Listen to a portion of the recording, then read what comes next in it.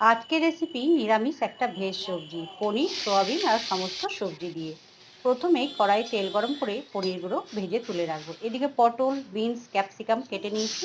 তেলের মধ্যে প্রথমে পটলটা একটু ভেজে নিলাম, তারপরে বিনসগুলো দিয়ে ভালো করে ভেজে নেব। একটু হলুদ দিয়ে দিলাম, ভালো করে ভেজে নিয়ে তারপরে দিয়ে দিচ্ছি ক্যাপসিকাম। যেহেতু ক্যাপসিকাম নরম তাই একটু পরে দিলাম, ভালো করে ভেজে তুলে রাখলাম। এইদিকে হাফ বয়েল করে রাখা পেঁপে আর গাজরগুলো আমি ভেজে নিলাম। এদিকে সিদ্ধ করে রাখা সোয়াবিন দিয়ে দিলাম, হলুদ দিয়ে ভালো করে কষিয়ে নিচ্ছি।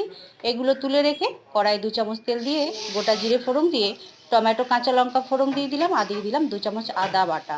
ভালো করে কষিয়ে নিয়ে হলুদ, জিরে আর ধনে মশলাটা দিয়ে দিলাম। মশলাটা ভালোভাবে কষিয়ে নিয়ে সমস্ত সবজিগুলো দিয়ে কষিয়ে নিয়ে আমি দিয়ে দেব গরম জল 2 বাটি মতো। গরম জল দিয়ে স্বাদ অনুযায়ী লবণ দিয়ে 5 থেকে 7 মিনিট ঢাকা দিয়ে ফুটতে দেবো। ঢাকা খুলে পনিরগুলো দিয়ে গরম মশলা, ধনেপাতা কুচি দিয়ে নামিয়ে